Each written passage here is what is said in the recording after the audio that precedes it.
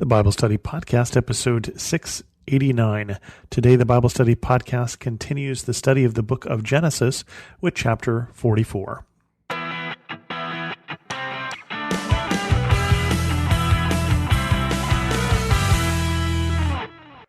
Welcome to the Bible Study Podcast. I'm your host, Chris Christensen. We continue on with this story of the second journey of Joseph's brothers to see him in Egypt. And so last time they came back, they brought his full brother Benjamin, the youngest of the 12, even though their father didn't want to send him because he is now the favorite son, having lost Joseph. And so they are forced to bring him by hunger. They basically need to send Benjamin or they will starve. And of course, if they didn't go, they would also lose Simeon. But Israel was willing to do that, or Jacob was willing to do that. But they're eating dinner with Joseph, and all seems to be going well, but then this happens. Now Joseph gave these instructions to the steward of his house: fill the men's sacks with as much food as they can carry, and put each man's silver in the mouth of his sack. Then put my cup, the silver one, in the mouth of the youngest one's sack, along with the silver for his grain. And he did as Joseph said. As morning dawned, the men were sent on their way with their donkeys. They had not gone far from the city when Joseph said to his steward, "Go after those men at once, and when you catch up with them, say to them, 'Why have you repaid good with evil? Isn't this the cup my master drinks from and also uses for divination? This is a wicked thing you have done.' When he caught up with them, he repeated these words to them, but they said to him, 'Why does my Lord say such things? Far be it from your servant to do anything like that. We even brought back to you from the land of Canaan the silver we found inside the mouth of our sacks. So why would we steal silver or gold from your master's house? If any of your servants is found to have it, he will die, and the rest of us will become my Lord's slaves.' 'Very well then,' he said, 'let it be as you say. Whoever is found to have it will become my slave. The rest of you will be free from blame.' Each of them quickly lowered his sack to the ground and opened it. Then the steward proceeded to search, beginning from the oldest and ending with the youngest. And the cup was found in Benjamin's sack. At this they tore their clothes. Then they all loaded their donkeys and returned to the city. Joseph was still in the house when Judah and his brothers came in, and they threw themselves to the ground before him. Joseph said to them, 'What is this you have done? Don't you know that a man like me can find things out by divination?' 'What can we say to my lord?' Judah replied. 'What can we say? How can we prove our innocence? God has uncovered your servant's guilt. We are now my lord's slaves, we ourselves, and the one who is found to have the cup.' But Joseph said, 'Far be it from me to do such a thing. Only the man who was found to have the cup will become my slave. The rest of you go back to your father in peace.' Then Judah went up to him and said, 'Pardon your servant, my lord. Let me speak a word to my lord. Do not be angry with your servant, though you are equal to Pharaoh himself.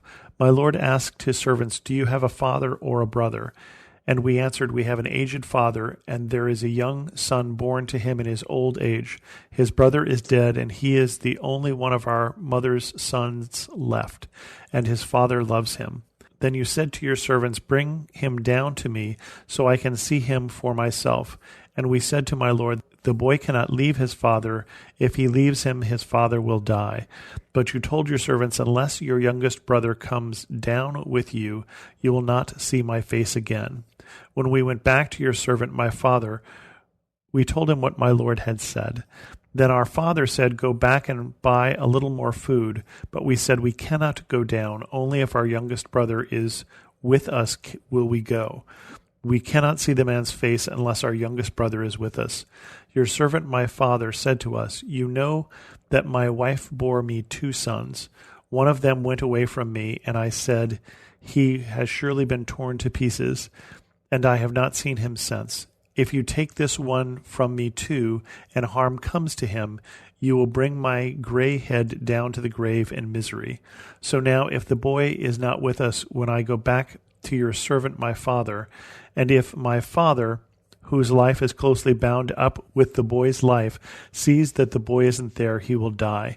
Your servants will bring the gray head of our father down to the grave in sorrow. Your servant guaranteed the boy's safety to my father.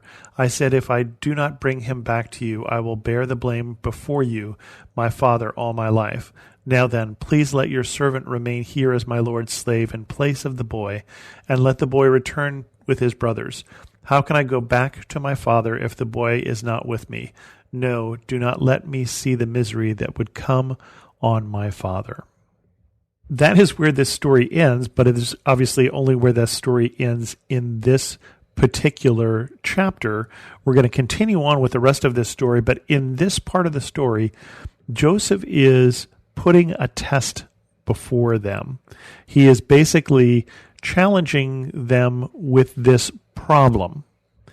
Now, you might wonder if you were them and you had this thing where you went back home and found that the silver that you thought you had left was in your mouth of your sacks, that you might want to look in your sacks before you go, but apparently they are less suspicious than I am, perhaps would be the right thing to say. So they leave, and Joseph has had his servants plant their silver in their sacks again, has not taken their money, but also has taken this cup, this precious cup that he says is used for divination. We don't even know if Joseph does any divination, but how would they know that? And he has taken that and he has placed it in Benjamin's sack. The brother, the full brother he has, the one he knows is precious to his father, and I think he is doing this to see how they will react. Now, remember that when we left Israel, when we left Jacob, Judah promised that he would bring back Benjamin. He would promise he'd bring back Benjamin, or he would take the guilt of it. And we have to remember that it was Judah that came up with the idea of selling Joseph into slavery. Now, to be fair, he said, what will it gain us if we kill our brother and cover up his blood? So he said, let's not kill him, as some others were wanting to do. Not Reuben. Reuben was trying to have him put in a cistern and was planning on getting him out again, the oldest brother. But Judah came up with this idea, let's not kill him, let's sell him. But now Judah is the very one who says to Israel, I am going to pledge my life, basically, for Benjamin's. I'm going to be guilty if we don't bring him back. And so as they come back, they tell this story all over again, that if they come back without Benjamin, that Israel will die. Their father will die. And so Judah now is the one who stands in between, who intercedes with this man who is as powerful as Pharaoh, who he does not know is his brother. And he says, let this guilt, let this punishment for Benjamin fall on me instead. Instead of Benjamin becoming a slave, I will become a slave in his place. And that's where we end in this particular chapter, is with this offer by Judah.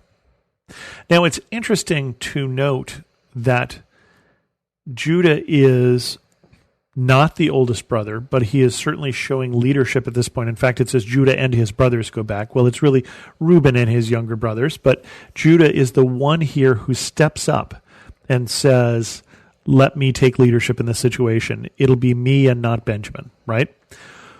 Well, it will be of the house of Judah that King David will come. And so this is not the last time that someone from Judah's line will take control, will take leadership. In fact, Jesus also will be born of the house of Judah. And so at this point, Judah is interceding, is standing in between the punishment and the guilty as far as he knows. In the same way that for us, the descendant of Judah, Jesus, will stand in between God and us and take the punishment that we are due. So that's one of the things that we can get out of this chapter, is that this may be a subtle foreshadowing of what is going to happen. Or it's just Judah having learned something from the guilt that he has been carrying for all these years and not wanting to do it again. We don't know.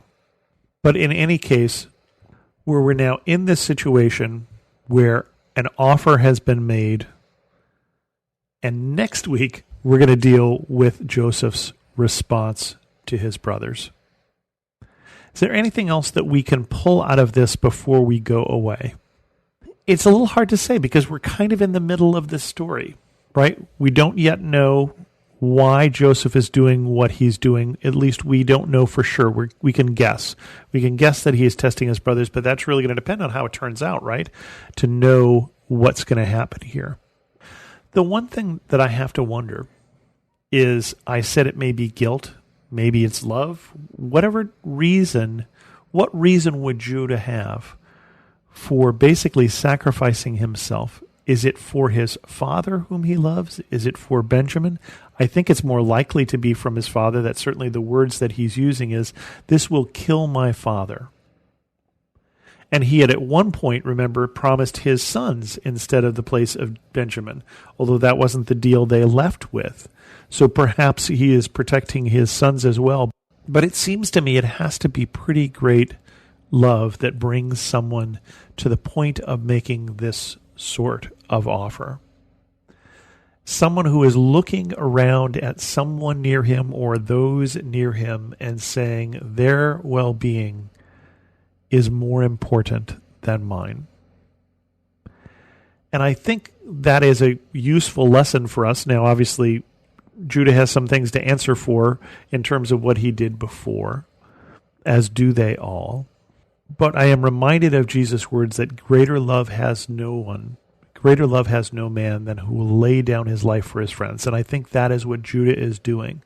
And so this is an act of love. Whenever we put what others need in place of what we want, that is an act of love.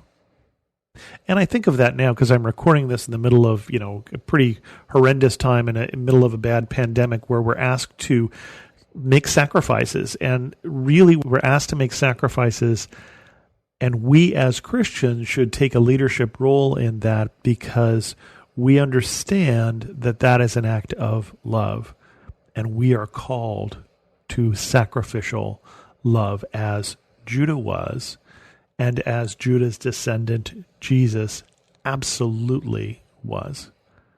And with that, we're going to end this episode of the Bible Study Podcast. If you have any questions, send an email to host@thebiblestudypodcast.com, or better yet, leave a comment on this episode at thebiblestudypodcast.com. And thanks so much for listening.